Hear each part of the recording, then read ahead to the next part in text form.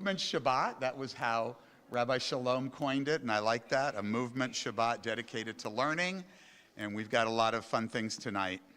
We're not going to let any more time pass before I tell you who's participating in our services tonight.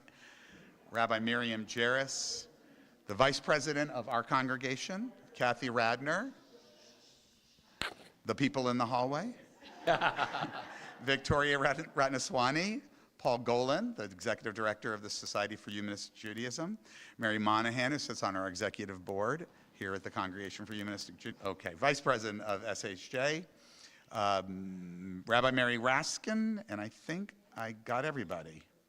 You'll come up anyway if I didn't. And Arthur's in the back doing the slides. And for those of you who don't know, this is Joseph Palazzolo. He is our esteemed music director.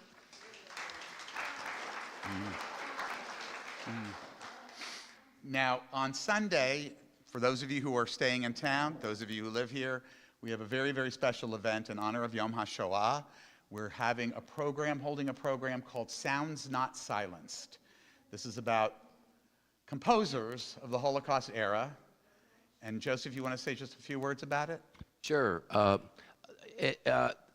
It's amazing that there is all this body of music, a repertoire which a lot of people have not even heard before because either it has been suppressed or the people have died, in the Holocaust, and people don't want to talk about that. But this music is really beautiful, and it has survived. And am I doing something wrong with the mic here? They're in the back doing the usual. Yeah, This movement was founded in 1963. Its sound system was founded in 1923. Yeah. Go ahead.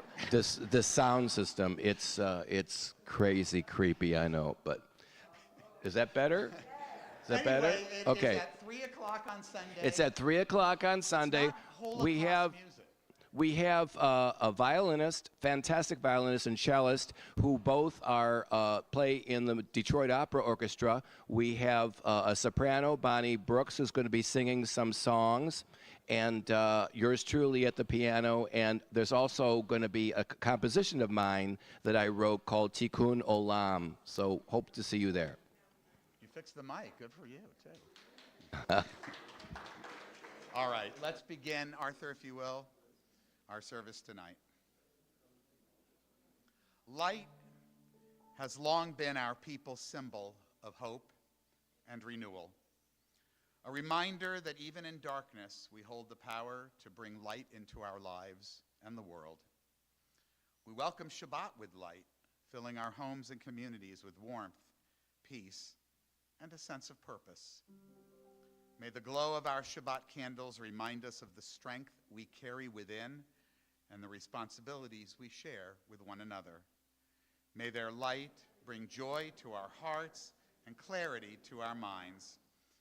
As the flames rise, may they inspire us to act with courage, compassion, and urgency, bringing light to those who need it most.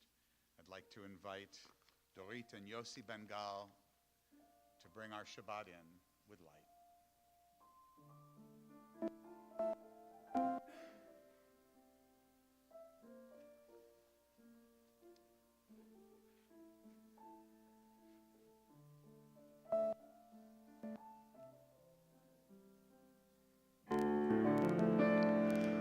Baruch haor ba'olam, Baruch haor ba'adam, Baruch haor ba'shalom, ba'shalom, Baruch haor, Baruch haor, Shabbat.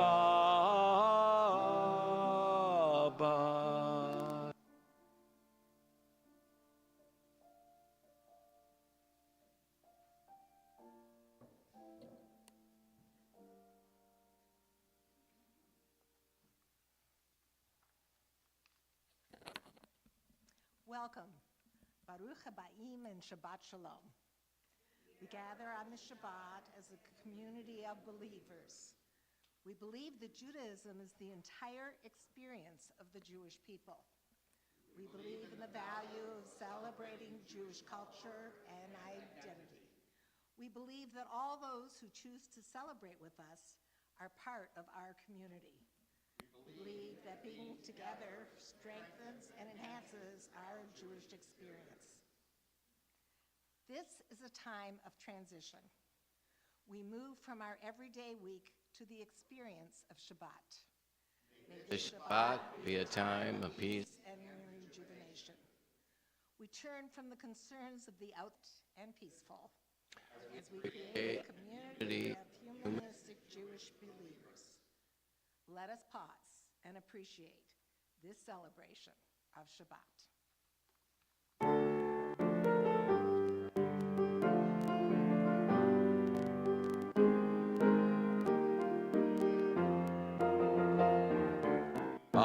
Tovu Oalecha Yaakov, Oalecha Yaakov, Mishkinotecha Yisrael.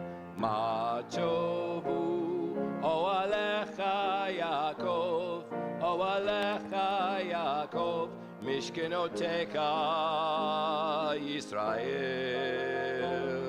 Likat Shabbat Lechu v'neilcha, lechu v'neilcha.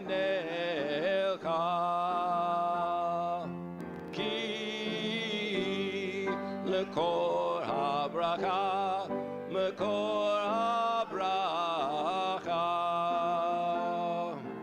Ma tovu oalecha Yaakov, oalecha Yaakov, Mishkinotecha Yisrael. Ma tovu oalecha Yaakov, oalecha Yaakov, Mishkinotecha Yisrael.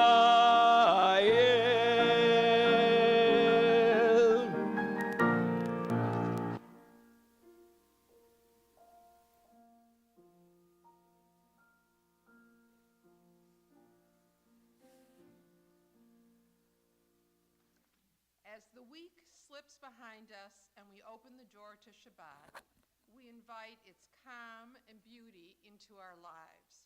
Shabbat does not come to us from beyond, but is something we create, a time to pause, to breathe, to find joy in one another's company, and meaning in a shared experience. By gathering on Shabbat, we transform the ordinary into something extraordinary. In this time, we celebrate the tradition of rest and renewal, softening the burdens of the week, and strengthening the connections we share.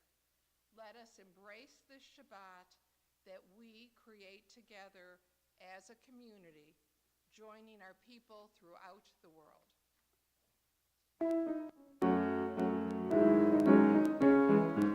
Lachuna ranana, lachuna ranana, lachuna ranana, la Shabbat. Lachuna ranana, lachuna ranana, lachuna ranana, la Shabbat. Naria, naria, la yom simchatenu, nikadma bishalom. Naria, naria, la yom simchatenu, bismirot naria lo. Lachuna ranana, lachuna ranana, lachuna ranana, la Shabbat. Lachuna ranana, lachuna ranana, lachuna ranana, la Shabbat.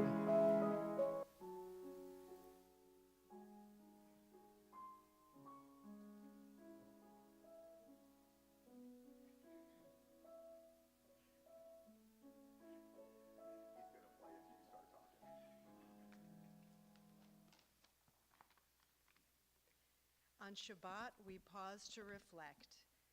Where is my light, the light that carries me forward, that brightens, that brightens my path even in uncertain times?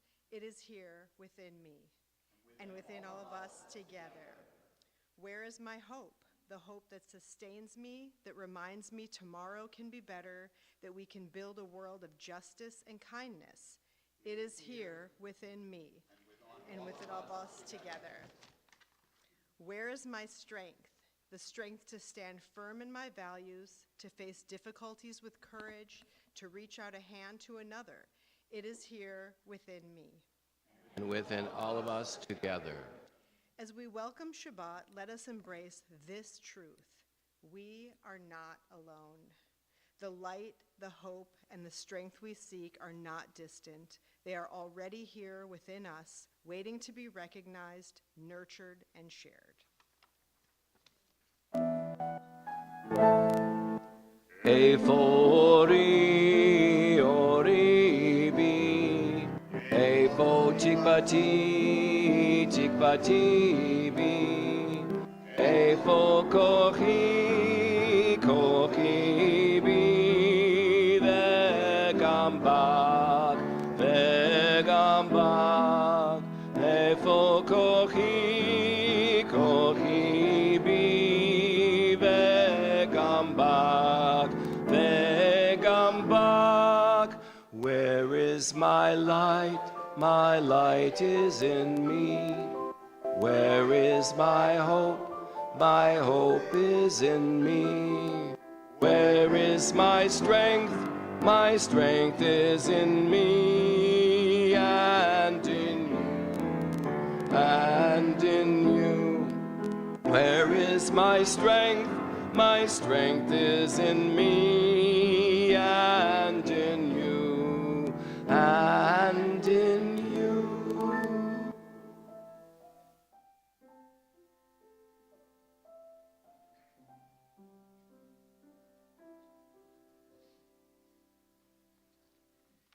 If I am not for myself, who will be for me?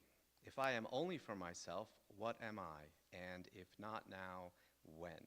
These words of Rabbi Hillel resonate across millennia. They challenge us to turn inward to strengthen ourselves and our communities. In times of threat and uncertainty, they remind us that self-care is not selfish, it is survival. Yet turning inward cannot be our entire story. Rabbi Hillel reminds us that it is but the beginning of a greater call, a foundation upon which we can build our connection to others. As we contemplate his wisdom, may we find strength in its inspiration and the courage to begin with ourselves, knowing that this is the first step toward everything else.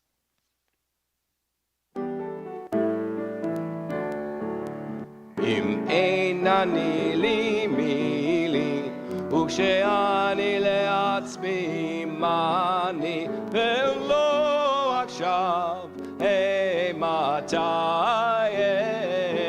מתי, אם אין אני לי מי לי, וכשאני לעצמי מאני, ולא עכשיו, מתי.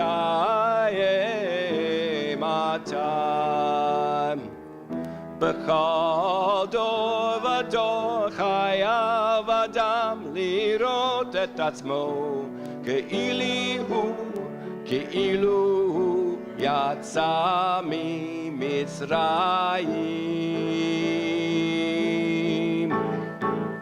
אם אין אני לי מי לי, וכשאני לעצמי מאני, ויום עכשיו מתי,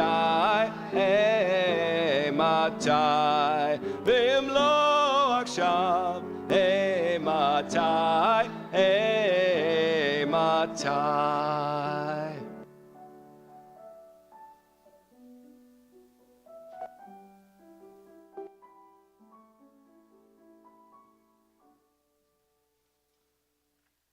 Rabbi Tarfon said, "You are not required to finish the work, but neither are you free to desist from it." In the vastness of our responsibilities, it can be tempting to feel overwhelmed. Rabbi Tarfon reminds us that while we cannot do everything, we can and must do something. We are not required to solve every problem, but neither can we turn away. The work of improving our world, of caring for ourselves and others is ongoing. And while the path may seem endless, every step matters. Let his wisdom guide us as we take those steps, knowing that the act of beginning is what makes the journey possible.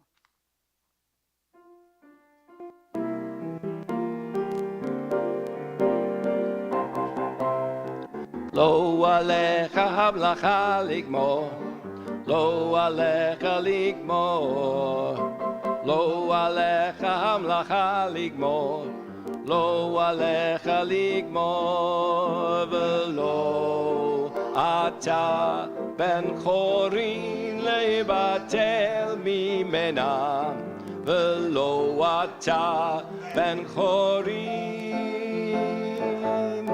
velo ata ben chorin lebatel mimena, velo ata ben chorin. Lo alecha hamlacha ligmor, lo alecha ligmor, lo alecha hamlacha ligmor, lo alecha ligmor, velo ata ben chorin lebatel mimena, velo ata ben chorin, velo ata ben chorin lebatel mimena, velo ata ben chorin.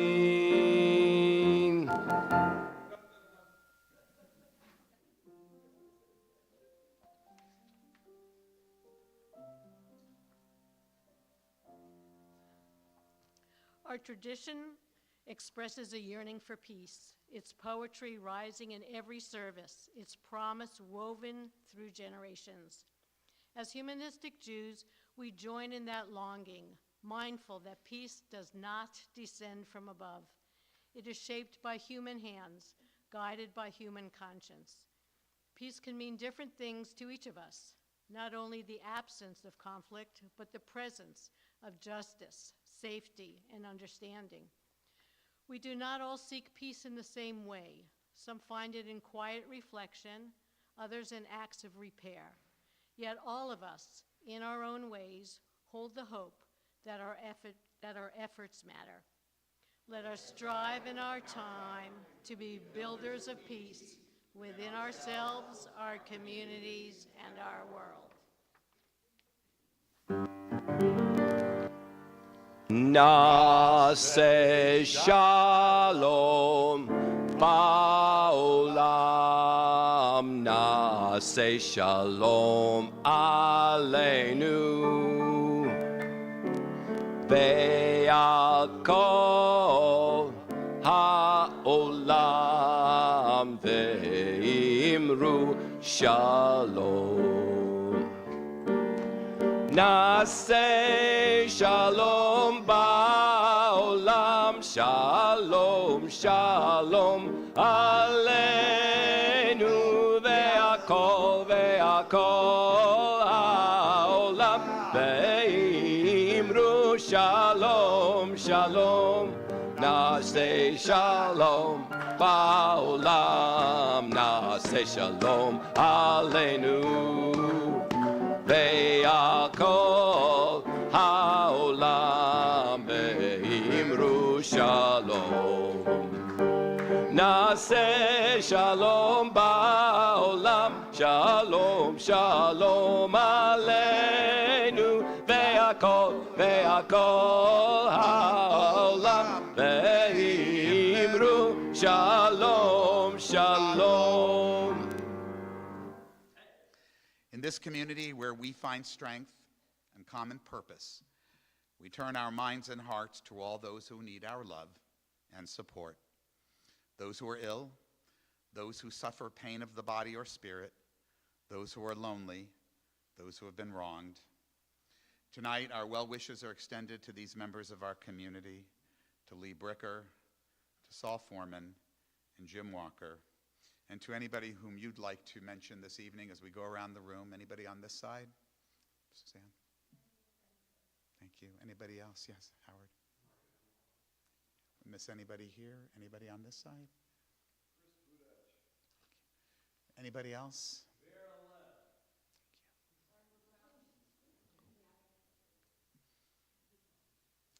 May all who suffer know that they are not alone, that we are there. May they be healed quickly. May they experience a complete recovery, refuah shlema, the renewal of their bodies and the renewal of their spirits.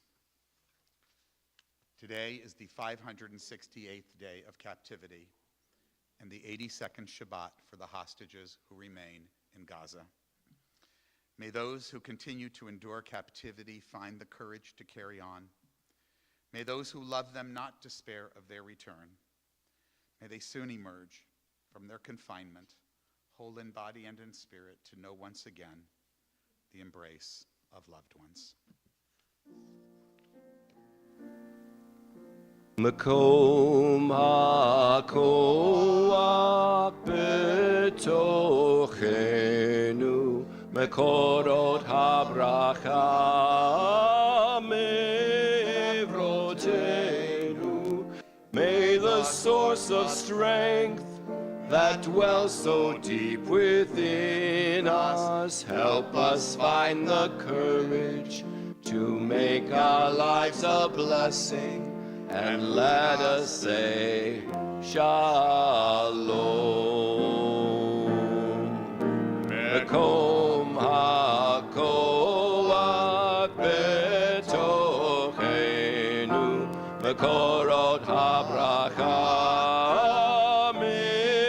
mevrotenu.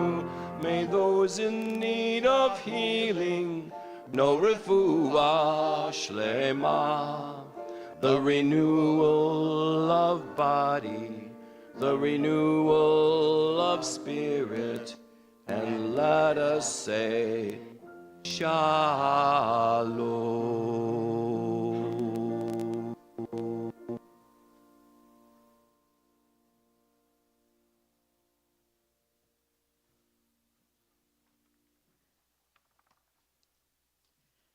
I got a promotion. I started to make the call. Then I remembered. I got sick and didn't know what to do. I started to make the call. Then I remembered. I forgot what that Yiddish expression meant. I started to call. Then I remembered. I wanted your recipe. I started to call. Then I remembered. Good news, bad news, wisdom and guidance. I started to make the calls, but then I remember.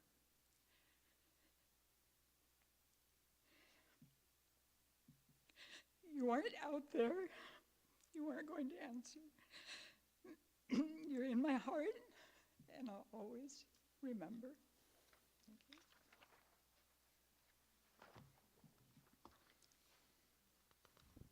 Our thoughts turn to those who are no longer with us, our own loved ones, those whom our friends and neighbors have lost, the martyrs of our people whose graves are unmarked, and those of every people and nation whose lives have been a blessing to humanity.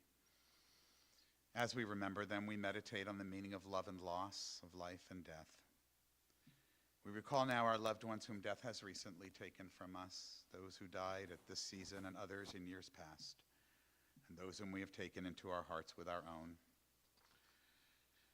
Tonight, we observe the art sites of these beloved members of our community and their loved ones, of William Eisen, Yafa Balgli, Sheldon Bobrow, Fanny Calfin, Max Ellenbogen, Gloria Bobrow Ellis, Ben Gaber, Lila Breyer Liederman, Celia Meisner, Bruce Mumbrew, Rita Muroff, Martha Ryder, Michael Scala, Richard Slade, Ben Stawicki, and Andre Zador. If there's someone whom you're thinking of, whom you're remembering tonight, whose name you'd like to share, again, we'll go around the room. Anybody over here? Kathy? In the back, yes. Thank you. Anybody else on this side that we missed? Anybody over here? Gail? Jodi? I'm sorry. Anybody else? Yes. Miriam. Did we miss anybody at all?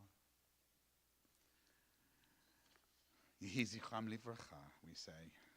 May the memories that we all hold in our hearts of those who have gone before us provide us with some measure of comfort and blessing as we face this life in their absence. If you can do so comfortably, please rise, as together we will recite our humanistic interpretation of Kaddish. Nit gadal v'nit kadash b'ruach ha'adam. Let us dignify and ennoble all people in the spirit of our shared humanity. Let us acclaim the preciousness of life. Let us show gratitude for life by approaching it with reverence. Let us embrace the whole world, even as we wrestle with its parts. Let us each in our own way take up our share in serving the world and seeking truth. May our commitment to life help us to strengthen healing of spirit and peace of mind. May justice and peace permeate and comfort the house of Israel and all those who dwell on earth. And let us say, Ken Yehi, may it be so. Please be seated. But not you, Natan Fuchs. You, I'd like to come up here, please. Please join me on the bim, if you will.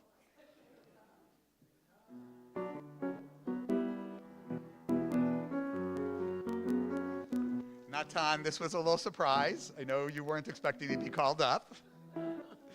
The reason you're being called up is because we tried to do this in the autumn and we couldn't do it. And now we're able to do it with a much larger group of people, people who know you from the movement, students of yours from our community and from everywhere, because tonight I personally, on behalf of them all, want to thank you for the many years of education that you have provided, the inspiration, the thoughtful critique and commentary on the things going on in the Jewish world, and all of the history, all of the many, many years of Judaism that you covered, the Bible classes before and during that. By the way, most of this is online. Beth faithfully videotaped a great deal of it, so you could still go see it. Natan has been an inspiration to me. I've known him longer than I've been here, as I've known Beth as well, because I started coming here in around 2009, and that's when I met him, and I knew that I was in the presence of an extraordinary mind and of an extraordinary spirit. I am so proud to call you a friend and a teacher. You've been somebody that I've always learned from. We don't really have a lot to give you because you've given us so much, and none of it is really anything that we could possibly pay back. But I did want to give you just a little memento, and I taped it too hard together, a little plaque that sort of expresses our, to the extent that words can, our feelings for what you've done for us here at the congregation. This little packet says, with deepest gratitude to Natan Fuchs for his decades of inspired teaching, his steadfast commitment to Jewish learning, and his rare ability to open minds, spark curiosity, and guide learners on meaningful journeys of understanding. Through study, conversation, and presence, his legacy of wisdom has taken root, one that will forever bless our community, and it truly will. And these words that I selected from the Talmud, of all the ones I could have said for a teacher, spoke to me the loudest of you. A person does not learn from whom they do not love. Thank you for giving us your love of learning. Ani ve'ata neshane et ha'olam. Ani ve'ata yavo kulam. Amru et ze kodem lefanai ze lo mashane. Ani ve'ata neshane et ha'olam. So you were surprised. We managed to, a lot of people knew, and nobody said anything, which is a tribute to a Jewish community of very, very special character. All right, tonight we are also here to celebrate a rare accomplishment, so rare that it's never happened before. We've certainly published books, but we never published books through the Jewish Publication Society. Those of you who have been taking, yes. Those of you who have been learning about American Jewish history with me know just how important that society is. And of course, not as important as the Society for Humanistic Judaism, but now we are part of that too. So tonight we are here to welcome back a child, a son of our congregation and our community, Rabbi Adam Chalom, who is, of course, the dean of the International Institute for Secular Humanistic Judaism, the American branch, and has trained many of our rabbis, and himself studied at the institute, and is the rabbi of Kol Hadash in Deerfield, and our colleague, Rabbi Jodi Kornfeld, also of Deerfield, which made me think we had more congregations than we actually do before I joined, because 2 in Deerfield, where must there be many, many others? Rabbi Kornfeld is the leader of Beth Chaverim, a wonderful congregation, the neighbor of Kol Hadash, and also my friend, as is Adam. And I'm so pleased to welcome you up to talk about this amazing book that you put together. Welcome them, everybody.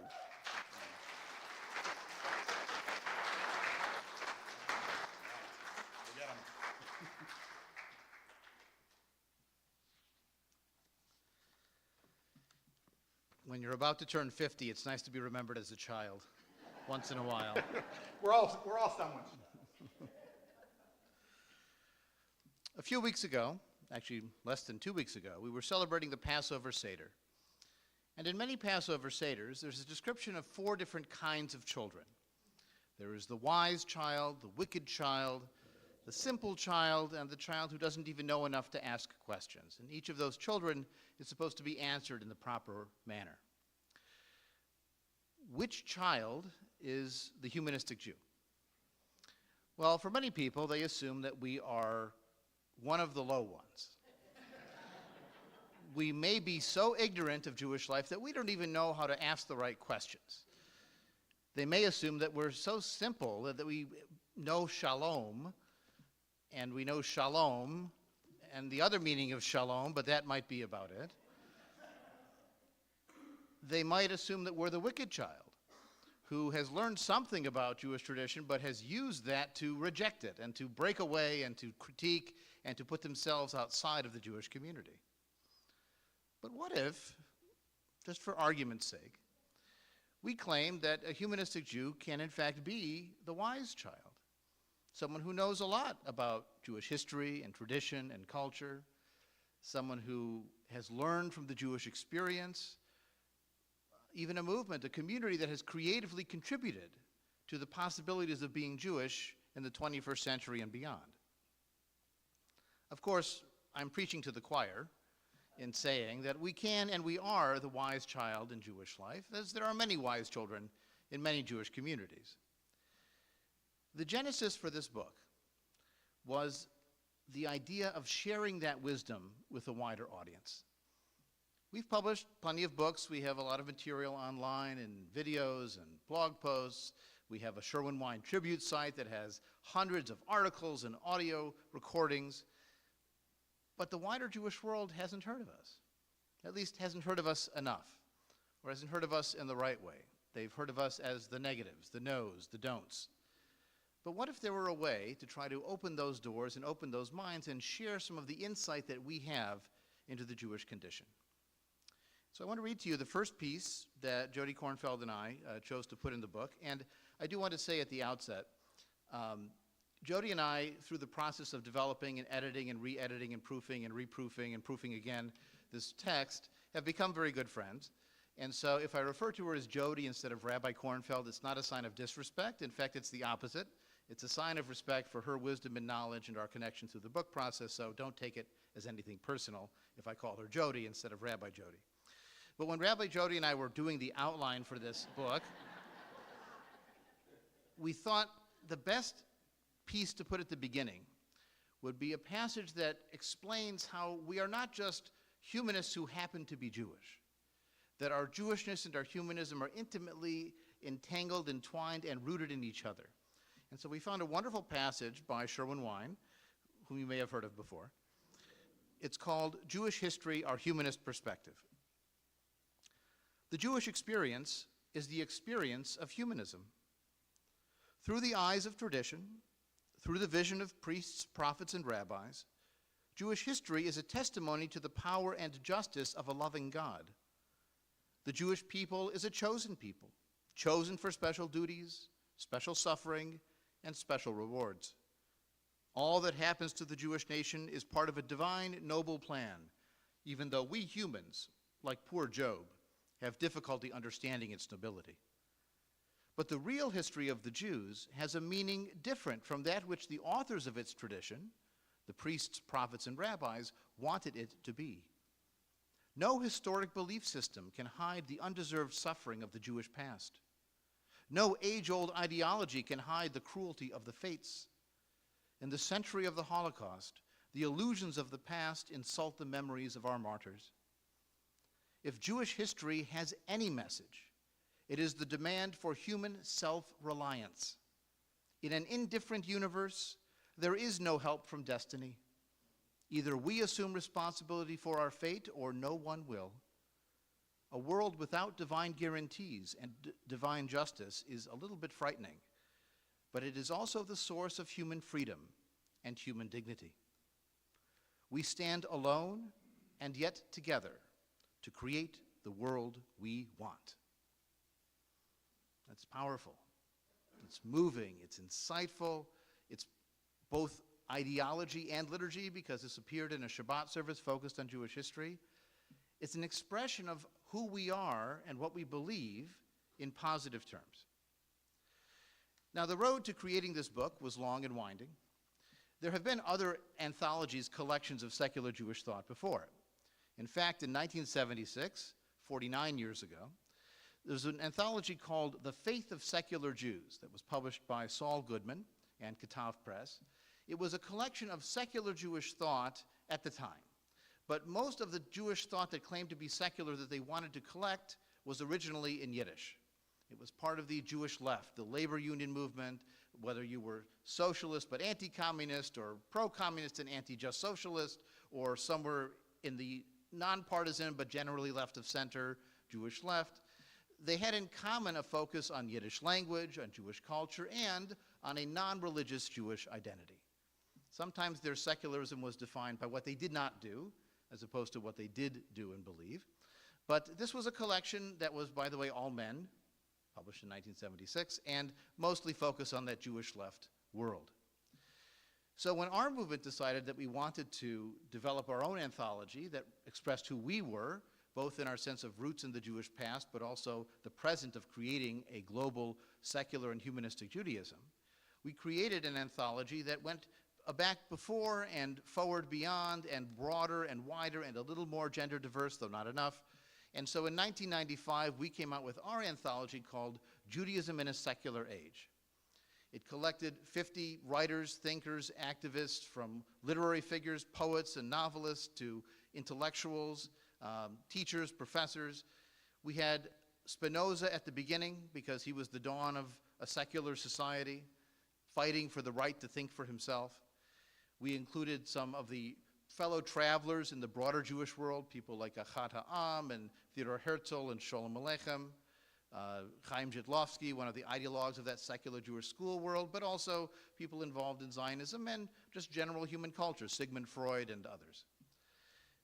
And then we had a third section of the book that were the framers of secular humanistic Judaism, the people who actually were putting a movement together. People like Sherwin Wine and Yaakov Malkin and Daniel Friedman and Herschel Hartman and many other people from our movement that were active in the 1980s and 1990s. It was a wonderful publication. It provided a sense of who we are, or, as I would say now, who we were in 1995. About 4 years ago, I began to think, well, we're coming up on the 30th anniversary of that book. And sadly, I took a look at the Framers of Secular Humanistic Judaism section, and there were a lot of them that aren't here anymore. And there are a lot of leaders in our movement who weren't included in the book. I mean, I was too young. But there are plenty of other people who should be and whose voices have been influential in the development of our movement in the years since 1995. And so we approached the Jewish Publication Society with an idea. I began working with Rabbi Jeremy Kreidel initially, who later had to pull out of the project, and we added in Rabbi Jodi Kornfeld. So together, the three of us initially, and then ultimately Jodi and I, proposed to JPS, why don't we make a new anthology of the full roots of secular and humanistic Judaism? Let's go back to the Bible, and we'll pull out something from the book of Job and the book of Proverbs, those questioning voices, those approaches to wisdom separate from revelation. We can draw from the rebel rabbis like Chibi al-Balchi and Elisha ben Avuya, who challenged the rabbinic consensus. We could draw on certainly people like Spinoza, the dawn of the Enlightenment. We could draw from the rebels who left Judaism behind, like Felix Adler. We could give a full spectrum perspective of the background to secular humanistic Judaism and then bring in voices from today. JPS was not interested in that book because they wanted it to be now. What we had as part 3 or part 6, they said, let's do that. Let's talk about how humanistic Judaism answers the big questions of Jewish life. How do you explain who you are? How do you celebrate holidays? How do you approach key questions of identity and ethics and values? Let's put together an anthology, they recommended, of contemporary Jewish thought. Now, as it works out, there's actually a series from JPS called the JPS Anthologies of Jewish Thought. There's a volume on Orthodox Judaism. There's a volume on Reform Judaism. There's a volume on Conservative Judaism. And because Reconstructionist Judaism didn't get themselves organized, there is now a volume on Humanistic Judaism with Reconstructionism to come in the next couple of years. But the point is that we are part of that anthology series because they wanted a collection of contemporary humanistic Jewish thought. And so that's what we did. We would collect the best essays that we could find from a wide range of voices, also drawing on some of the best thinkers of our founding era of the movement. There are a number of Sherwin Wine and Dan Friedman pieces in this volume, a few from Yaakov Balkin as well. But we also wanted to draw on our newer voices, newer perspectives, newer ideas of what's important and how we define who we are and what we do. Now, Jodi's going to talk in just a moment about the structure of the book and some more of the contents of what's actually in the book. But what I'd like to do, just to conclude my part, is to highlight some of the themes that came out from putting this book together, reading it and rereading it, seeing what animated many of the chapters. The first thing, and you saw it reflected in some of the readings in our Shabbat service tonight, is the idea of having a positive set of beliefs. We are believers. We are not non-believers. We have reasons why we do what we do or choose not to do what we choose not to do. We did include in the anthology one of Sherwin Wine's best essays on the topic called Believing is Better Than Non-Believing, where he explains why we frame ourselves in the positive sense. We are defined by what we do believe in. We do believe in human rights. We do believe in freedom and responsibility to other people. We do believe in human autonomy to decide what happens to their own life. And so this is part of our positive framing of who we are. Now, both Jodi and I learned with Sherwin Wine how to do that. We've worked as congregational rabbis for collectively decades. It was still a learning process for us. When we were talking on certain topics, our editor, Joy, was wonderful in pointing out, this is too negative. You're talking about another movement in a negative way. Talk about yourself positively instead. And so she retrained us. And we worked on refining that approach of positive statements of who we are and what we believe. And I believe you'll find a lot of that in the book. It turns out that writing an anthology means writing a lot of introductory essays and a lot of introductions to each of the readings and a lot of footnotes that explain details of the readings. And so as much as this is an anthology of other ideas, there's a lot of us sprinkled in there in the framing and the ideas and in the choices that are defining the book. So positive beliefs was an important theme. A second theme that was a bit of a surprise to us in jumping out was the balance of individual freedom and group responsibility. We're a movement that celebrates individual freedom, freedom to make up your own mind, freedom to make your own choices from the large archive of Jewish life and culture, freedom to choose how to self-actualize and to make the most of your own experience. That's reflected even in our approach to becoming Jewish, where you don't need a rabbi to give you permission. We accept someone who self-identifies as a member of the Jewish people. That's part of that self-actualization. Who is a Jew? Someone who says they're a Jew. That's our answer. That's part of that self-actualization, that celebrating the autonomy and the rights of the individual. At the same time, we are not radical libertarians who think that we have no responsibilities to each other. We do have responsibilities to each other. It's part of living as an enlightened human being in a mutually dependent society. That's how we define our ethics, by the consequences of our actions for ourselves and for others. We're allowed to emphasize what's good for us, but we also have to think about what's good for other people. We have to find a common ground to work with them. And so that theme of individual freedom but collective responsibility and identity appears again and again throughout the book. A third theme was a shift in messaging in the generations of our movement. The earlier generations in the 60s, 70s, 80s were very prescriptive. They would say, this is what humanistic Jews do, and this is what humanistic Jews do not do. In other words, you should not do these things. Very prescriptive. I'm reminded, when you read Sherwin Wine's Humanist Haggadah, which came out in the late 1970s, there's a particular passage in there where he describes eating the egg, which is part of the Seder plate. And at the bottom of the page it says, every person should take an egg, salt it to improve its flavor, and then eat it. And I always thought to myself, what if I don't want salt? It's not presented as if you choose or you may choose to, this is what you should do. It was very prescriptive. And so that was the style, and part of that is the breaking away from a traditional practice and past, and part of it is defining the boundaries of a new movement. But our own movement has begun to shift a bit on that, where we want to empower people, again, in that ideology of individual self-actualization, to make their own choices. So one example we included in the book was a very illuminating discussion that appeared on Facebook. That doesn't always happen.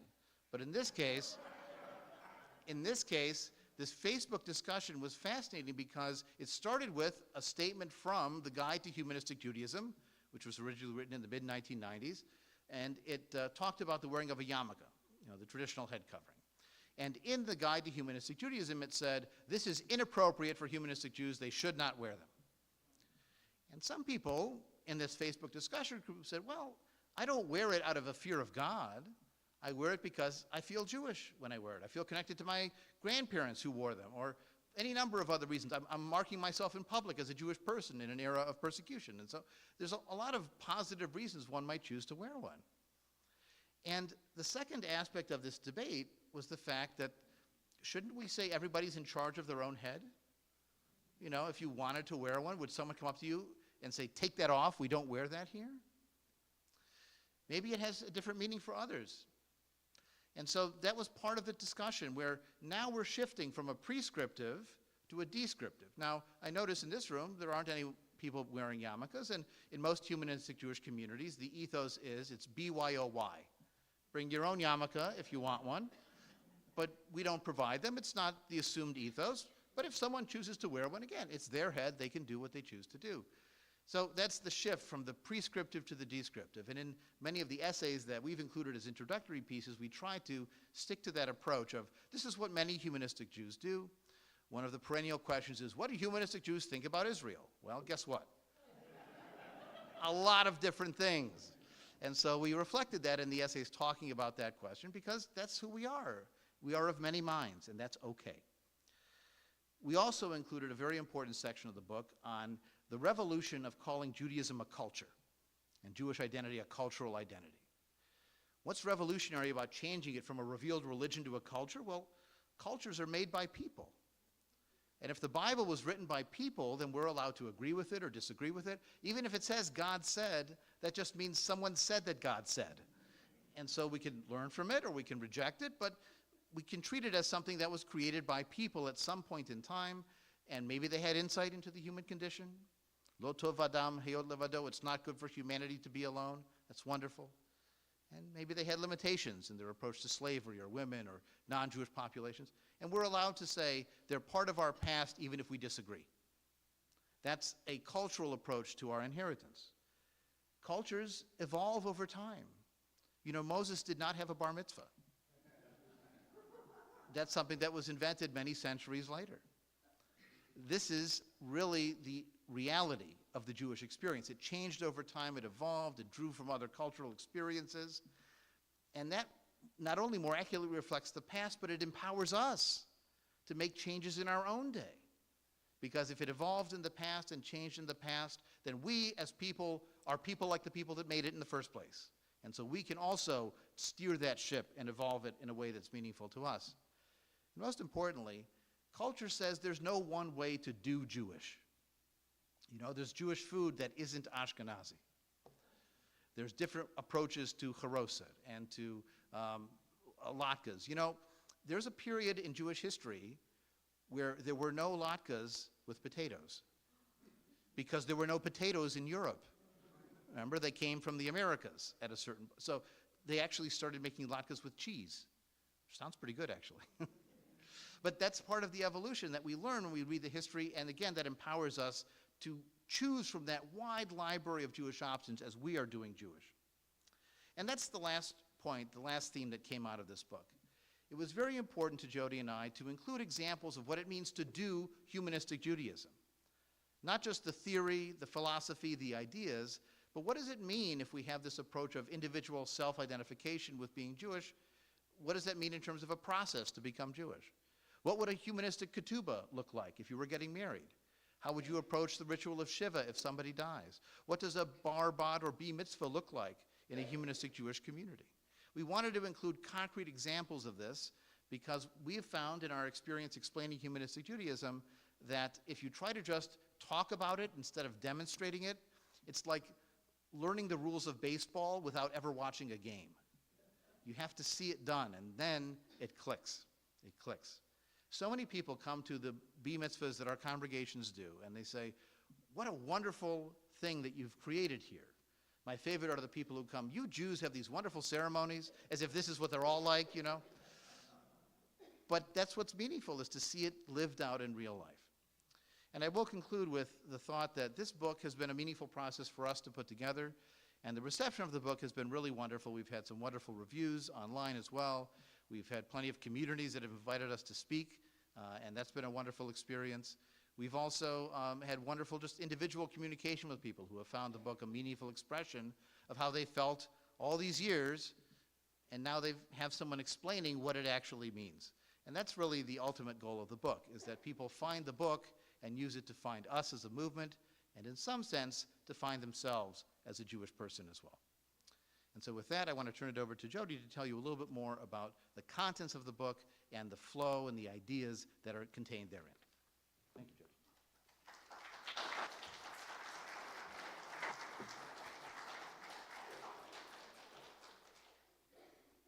So I hope I don't overlap with some of the things that Adam had to say, but indulge me if I do. We're so happy to be here tonight to celebrate our book.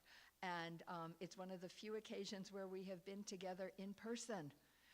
One thing that we learned is that even though our congregations share the zip code, we live in adjacent zip codes, but we wrote the entire book over Zoom. So let's delve a little bit deeper into the contents and those themes that Adam was talking about, and some of the surprises that we encountered along the way. You know, we were very fortunate to have a wealth of material to draw from for inclusion in the book. And while Adam and I, as he was alluded to, we wrote the preface, the introductions to each chapters, the introductions to each entry, including brief biographical information about the authors, we were able to include essays from so many of our colleagues. And that was a wonderful resource. A thorough representation of humanistic Jewish writers and rabbis and others ensured that it didn't turn out to be, no disrespect meant, it didn't turn out to be a Sherwin Wine anthology, because his writings are everywhere, and there's a website dedicated to that. So we wanted to make certain that these were different voices, but we couldn't forget where we came from. Right, so Sherwin is definitely in there, and the entire volume is dedicated to him. It also brought the issues in thinking that have continued to evolve and characterize humanistic Judaism since its founding generation to the present. So after a general introduction, each of the 4 parts is is supported by between 2 and 5 chapters for a total of 14 chapters.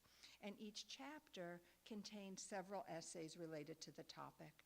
We also created a study and discussion guide for the book, and that's available at no charge at the JPS website.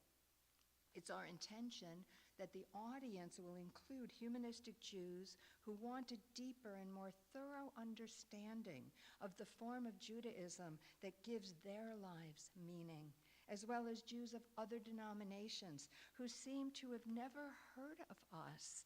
Still a head scratcher. Or if they have, they don't fully get it. We also hope that students of comparative Judaism or comparative religion will find this volume useful. The through lines running through all the parts and chapters really are threefold. First, as our managing editor, Joy, constantly and consistently reminded us, we had to work very hard to always say what we meant and to mean what we said. Now that's a familiar movement axiom. It means that whatever we say in whatever Jewish language we use, our words have philosophical and personal integrity. Secondly, that the book reflects the positive values, as Adam was saying, inherent in humanistic Judaism. It is a volume that explains what we do rather than what we don't do, what we believe rather than what we don't believe, and how we define our own form of Judaism rather than being defensive about our place in the Jewish world or risk being negative about other denominations and practices. And third, the inherent tension that Adam was describing between the individual and the communal is recognized and acknowledged. Humanistic Judaism is an empowerment movement. The underlying philosophy is the recognition of the power and authority of human beings over their own lives. Each one of us, we have that power. We are free to choose those parts of the tradition that resonate, reject those that don't, and create new liturgy and rituals that reflect our values. At the same time, the communal aspects of humanistic Judaism has led to the development of congregations and communities. Our leadership works to create meaningful communal moments of celebration, of grieving, and reflection. We want to be among like-minded people, but not to the exclusion of the other parts of our lives, nor do we strive for unanimity. As the former Jewish mayor of New York, Ed Koch, said, if you agree with me on 9 out of 12 issues, vote for me. If you agree with me on 12 of 12 issues, see a psychiatrist. There are tensions between competing values and approaches. The words challenge, challenging, and tensions appear almost 30 times in this book.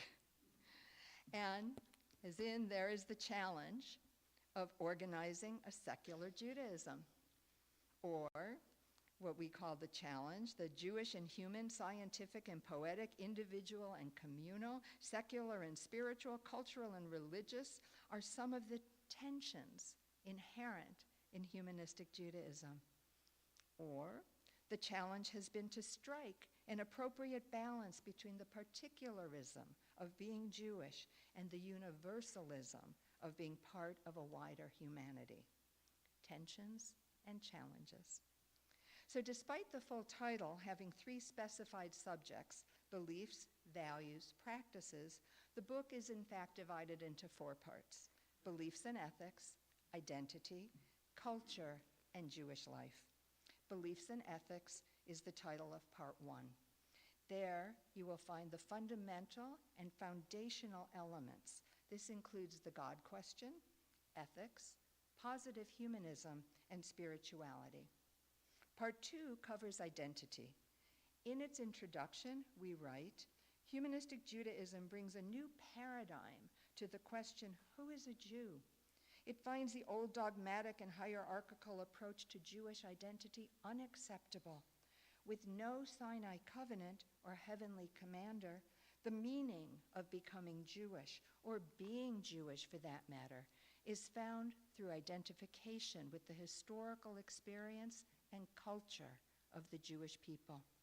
And this is supported by the most recent Pew Research Center study of American Jews from 2020, a portion of which is included in the appendix to the book. And that study found that a majority of American Jews view Jewish identity as cultural. 53% of the participants responded that being Jewish is mainly a matter of ancestry, culture, or ancestry and culture, not religion alone or even in combination with those other choices. This part of the book also addresses issues of welcoming and inclusion, adoption of humanistic Judaism in contradistinction to the conversion process of other denominations, intermarriage, and Israel Zionism. Part 3 addresses culture. Now, religion is, of course, part of Jewish culture, but it's not the only part, nor even the dominant part. That would be too narrow. I want to share with you what I think is my favorite passage in the book. It is a passage by the late Yehuda Bauer. And I believe he was at a colloquium on this very stage. And so I'm just having a moment, right, to read his words. But what he said is, Bible is Judaism, Talmud is Judaism, everyday life is Judaism, Jewish history is Judaism, Jewish poetry is Judaism, Jewish customs are Judaism, Jewish food is Judaism, Jewish jokes are Judaism, just as religion is Judaism. But you cannot argue that Judaism equals the religious beliefs of the Jews. First, because these beliefs were and are different, even mutually contradictory. And second, because religion was and is just one aspect of Jewish existence. Today, for many Jews, it is not even that. Judaism, then, is everything that the Jewish people in their very long history have produced. Judaism is Jewish civilization. Judaism is Jewish culture. So as you well know, because I always recognize our audience, right? Humanistic Judaism centers Jewish culture as the basis for Jewish identity. And Bauer's recitation is sort of a counterpoint to the exchange between two characters from Nathan Englander's short story, What We Talk About When We Talk About Anne Frank. It's from his book of the same name, a portion of which we did include in the Jewish culture section. There, the first character says, "There is such a thing as Jewish culture. One can live a culturally rich life." To which the other character responds, "Not if it's supposed to be a Jewish life. Judaism is a religion, and with religion comes ritual. Culture is nothing. Culture is some construction of the modern world, and because of that, it is not fixed. It is ever-changing and a weak way to bind generations. It's like taking two pieces of metal, and instead of making a nice weld, you hold them together with glue." Our book maintains that Jewish culture is the very basis for a meaningful Jewish identity. It strongly welds together textual material from the earliest Jewish literature of the Bible and non-textual material, such as art and music, to create a rich, full, and diverse Jewish canon. It is almost a paradox to consider the Jewish cultural output a canon, because that notion, the notion of a canon, is generally thought of as a closed body of works. See, it's incumbent on us. It's a big responsibility. It's incumbent on us to add to the canon, to reflect the growing and changing makeup of the Jewish people. There is value to expansiveness and growth. It is not frozen at one point in time, nor dominated by one perspective.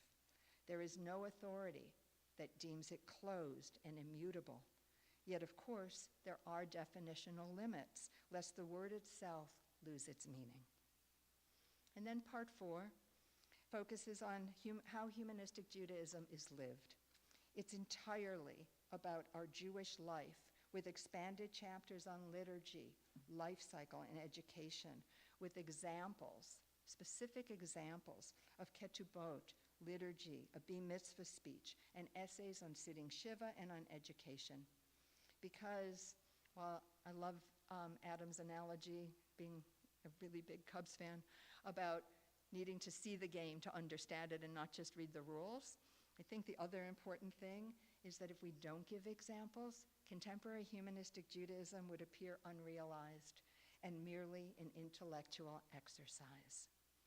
Now, we encountered a number of surprises as we wrote the book. The length of time that it took us to write it was indeed surprising. This project began in 2021, with the final manuscript submitted in November 2023, and the published volume coming out officially in January 2025. I don't think that Adam or I were prepared for the added responsibilities that perhaps to our way of thinking would not be thought of as those responsibilities of an author. The book you now see is the product of our efforts over all those months that turned into years. And over that time, apart from writing it and editing it, we learned about getting necessary permissions, arranging for the cover design, reviewing the copy-edited version, reviewing the page proofs, indexing it with a deadline that just happened to be Rosh Hashanah, marketing it, and at long last sharing it at events like this.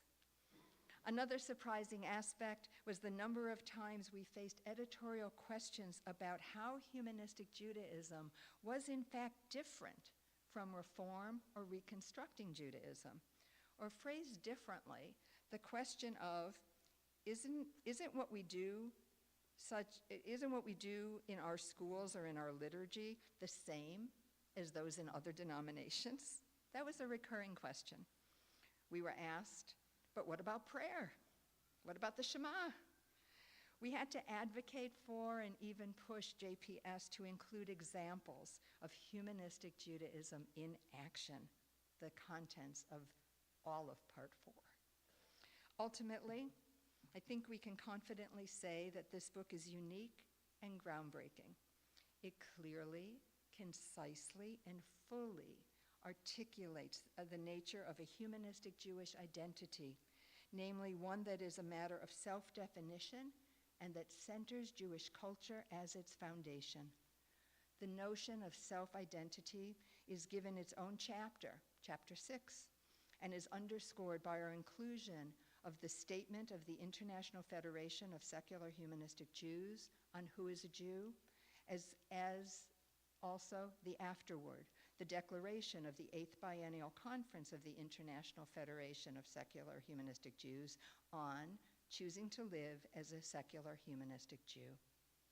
As for making Jewish culture the basis for Jewish identity, we demonstrate how moving Jewish culture from the periphery to the center, from the margins to the core, mirrors the lived experience of secular humanistic Jews. There's room for religion, but it's put into its proper perspective.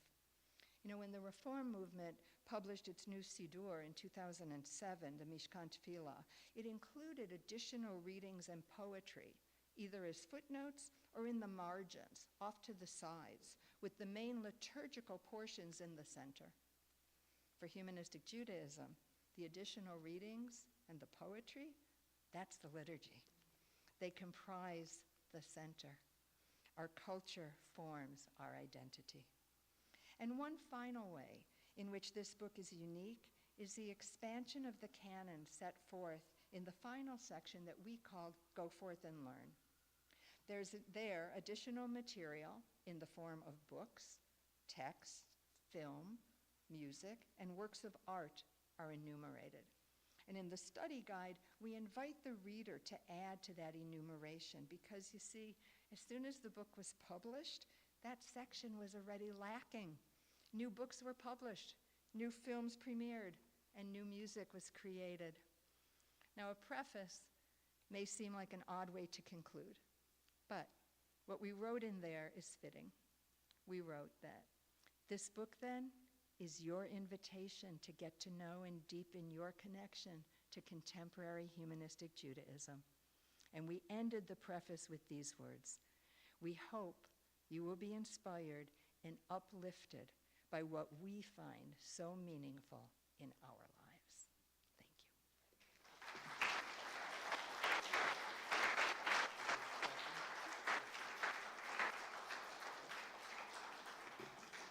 So we have time for a few questions or comments or thoughts. If you have them, we're happy to take those. Yes, Suzanne, please. I'll repeat it into the mic for those who are online. Hello.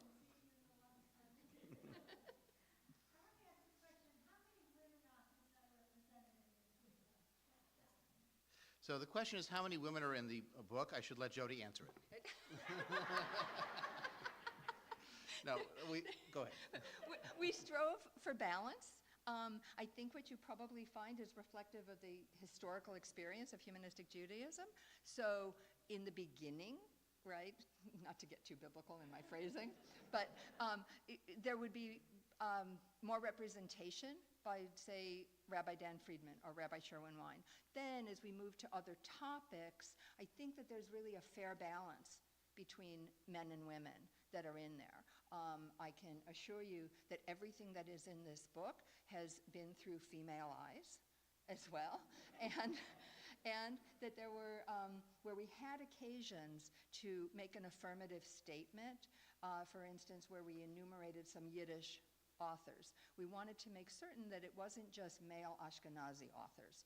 So to that end, we included the names of women Yiddish writers like Anna Margolin and Kaja Molodowski. So I think it was a concern, and I think that we addressed it well. Yes, please. So did you look for things that were already existing, or did you go out and ask people you thought would be good authors and good representation to write something? So the question is, did we only take pre-published material or ask people to write original pieces? And the answer to that is yes. We did a little bit of both. We started by collecting works that had already been published. Many of them came from our journal and magazine, Humanistic Judaism, which goes back to the 1970s. As part of the Sherwin-Wine Legacy Project that our institute's been working on, we digitized just about all of those past issues of the journal going back almost 30 years. And so we had them already digitized and organized so that we could draw on many of those pieces that had previously been published. And therefore, the permission was writing Miriam and saying, can we use these pieces? And she said, sure. So that was the easy part. We did find some authors outside of our movement that we wanted to include, like Nathan Englander, Nicole Krauss, Marcia Falk, and some others, where their ideas have really, or their example of literature really reflects some of the themes we wanted to highlight. So we had to ask for permission from their publishers.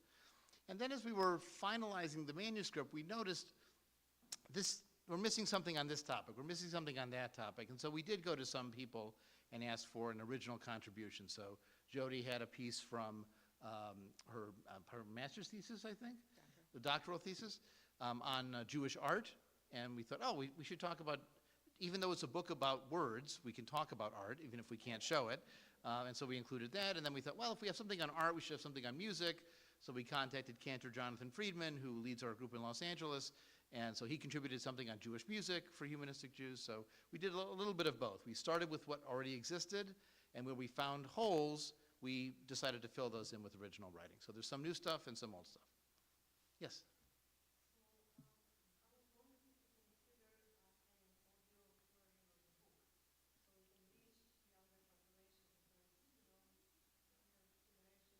Yes.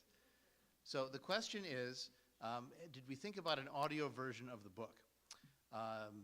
Well, there is an ebook version of the book that's out there. And what I'm, at this point, doing is rooting for AI to get better at reading books. Because it's sort of a, it's a chicken and egg, proposition where if it gets better at the speech-to-text, text-to-speech version, then maybe we don't have to make our own audiobook. It'll do good enough. The challenge is that the publisher only covered the print book and the ebook. They also sell the ebook at almost the same price as the print book, which I think is ridiculous because it costs them nothing to sell another. They don't have to print it. It's digital. So, but their goal is to sell books and to make revenue, and we get a small piece of that revenue as the authors. Split in half, because there's two of us. The reality is that we don't have a plan for an audiobook version of it. We have plenty of other books that our institute has published. Some of them are on the table out there in the lobby. We haven't done ebooks for those either, in part because the amount of time and expense involved, either you hire a reader or I have to read everything, and I don't know that I want to do that. So we're rooting, in this one area of life, we're rooting for AI to get better. And I would say one of the things that we learned about permissions is that it really is very specific to print versions or e-versions. So I don't even know at this point whether we have a permission from the authors that we included things for it to be part of an audiobook. We have approached JPS about potentially translating the book into Spanish and Hebrew? Spanish and Hebrew. Spanish and Hebrew. And it's on the table, I would say. I wouldn't say the door is shut. Right. Any other questions or comments? Well, I have one last suggestion for you, and that is this book is a wonderful resource for talking to other people about who we are and what we do. It's a nice gift to people who find this meaningful or who might find it meaningful. It's also a wonderful opportunity to get our name out there in the world. And one of the ways we can do that is through this old-fashioned institution called a library. You've heard of these things, these buildings with lots of books in them, right? Well, in many of our communities in the Chicago area and also now more broadly across North America, we've had a number of people who've read the book and found it meaningful and interesting, recommend it to their local library as a book to acquire or to a university library. Maybe they accept a gift or not, but maybe they have a budget for purchasing new books and maybe they have a substantial Judaica collection. But now, if the book is there, someone will find it. They'll search for cultural Judaism or secular Judaism, and then there it pops up. Maybe it's available on their online ebook reservation system, and it's found that way. But it's putting our name out there in the world. If the goal is for more people to find us, I mean, we've had people, my allergist gets the Jerusalem Report and saw the review of the book in that magazine. And said, oh, I saw you in the magazine. Well, that's great. That's exactly what we want, is that kind of opening the doors to new people to find it. And so if you live in a particular town or village that has a library, they often have a website. You just put in a suggestion, think about getting a copy of the book, and that helps us to spread the word even more broadly about who we are and what we do. And as long as we're giving like final moments here, the book is for sale. Here on site, Adam and I are happy to sign copies for you. And if you're staying for the oneg, be sure and check out the cookies because they look exactly like the book. Okay. Mary, one last question.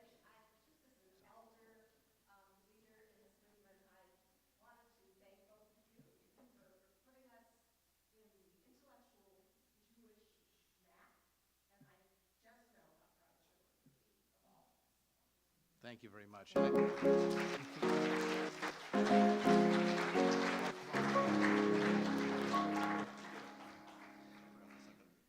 And one last announcement. Hopefully we'll see you back tomorrow morning. We have a Shabbat learning program in the morning starting at 9 o'clock where Jodi and Jeff and I will be talking about a particular Torah portion called Ki Tavo, which is near the end of Deuteronomy.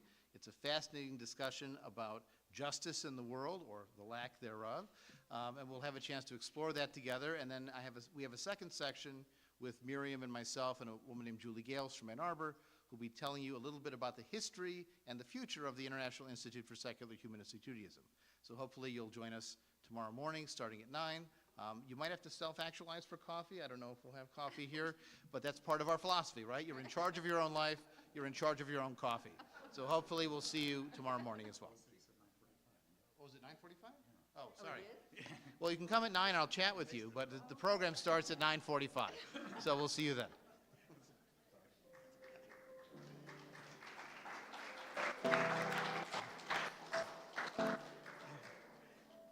Thank you both for this wonderful talk tonight, letting us on the inside of this great achievement. We're going to be concluding now with the Oneg Shabbat. I want to thank Arthur for the slides, David Weeks for the streaming, and by the way, those of you following us at home, we know we're having sound problems, and we're going to take up a collection to get this thing done. Right, Charlie? Yeah, all right.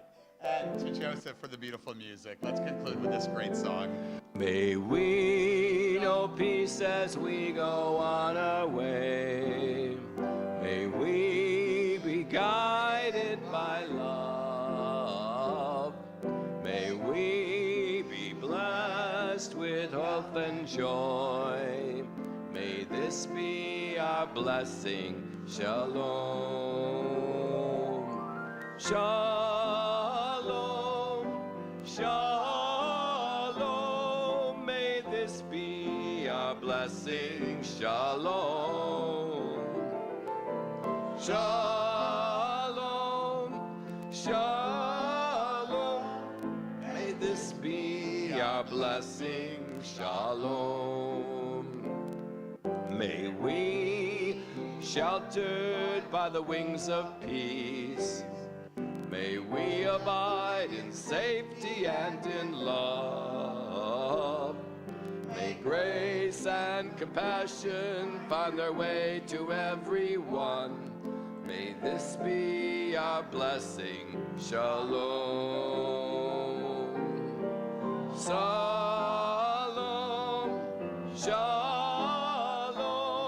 May this be our blessing. Shalom. Shalom. Shalom. May this be our blessing. Shalom. Shabbat Shalom.